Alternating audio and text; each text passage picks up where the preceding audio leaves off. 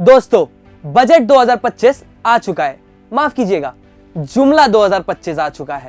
BJP सरकार आपको यह दिखाने की कोशिश कर रही है कि वो देश को उन्नति की ओर ले जा रही है, पर असल में क्या है, यह हमें आर्थिक तबाही की तरफ ढकेल रही है। चलिए इसे अच्छे से समझते हैं। सबसे पहले बात करते हैं जीडीपी ग्रोथ की। बीजेपी 6.5% जीडीपी ग्रोथ रेट के जुमले का प्रचार कर रही है, पर सच क्या है?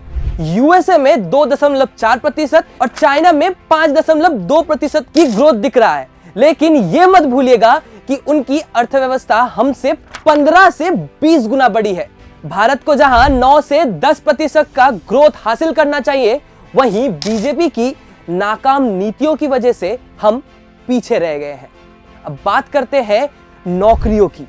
यह बजट बेरोजगार युवाओं के लिए एक मौत का फरमान लेके आया है। बीजेपी ने मुद्रा लोन, एमएसएमई और रूरल एम्प्लॉयमेंट के फंड काट दिए हैं। ये मेक इन इंडिया की बात करते हैं, पर असली प्रोडक्शन सेक्टर का ही गला घोट दिया है। बेरोजगारी 45 सालों के सबसे ऊंचे स्तर पर है और नए ग्रेजुएट्स जॉब के लिए दर बदर भटक रहे हैं। शिक्षा से तो मोदी सरकार का कोई लेना देना ही नहीं है। शिक्षा का बजट भी घटा दिया गया है। पिछले साल बजट का सिर्फ 2.6% दिया गया था।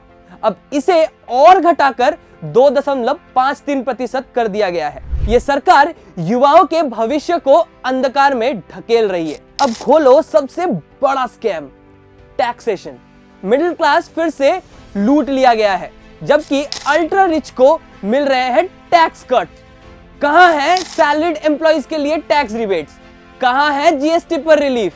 उल्टा बीजेपी के बिलियनर दोस्त अंबानी अडानी ले रहे हैं बड़े टैक्स एग्जम्पशंस और सब्सिडीज, और इसका बिल भर रहे हैं आम टैक्स पेयर्स।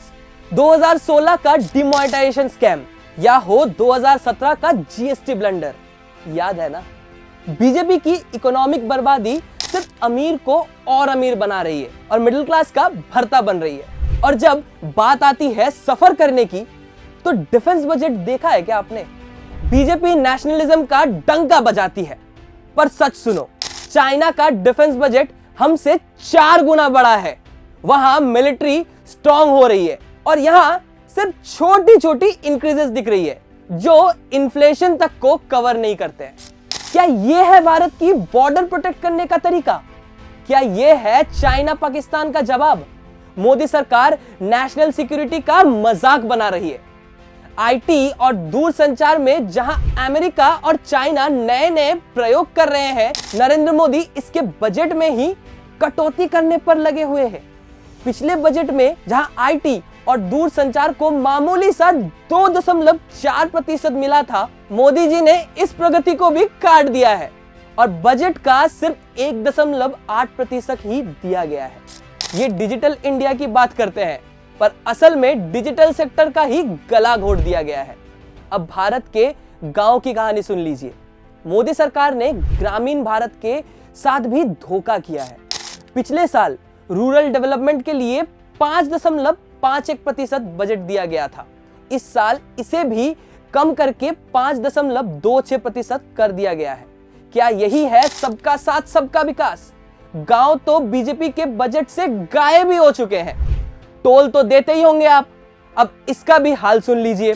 नरेंद्र मोदी ने ट्रांसपोर्ट सेक्टर को भी सिर्फ 10.83% बजट दिया है, जबकि पिछले साल 11.28% दिया गया था। देश का इंफ्रास्ट्रक्चर बीजेपी की फेल पॉलिसीज के कारण डूब रहा है। रोड्स, ब्रिजेस, रेलवे, सब कुछ बहुत स्लो हो रहा है और ये सिर्फ जुमलेबाजी में लगे हुए हैं। और अंत में ये बजट दिखाता है कि बीजेपी को आपकी चिंता तो बिल्कुल भी नहीं है। ये सिर्फ अंबानी अडानी जैसे बिलियनर्स की जेब भरने में लगे हुए हैं। मोदी की आर्थिक नीतियों ने भारत को सुपर पावर बनने से बहुत पीछे ढकेल दिया है। अगर सच बताएं तो ये बजट बस हमें 3 चीजें दिए हैं: नो जॉब्स, नो रिलीफ और नो रियल ग्रोथ। सिर्फ जुमला और प्रोपेगेंडा।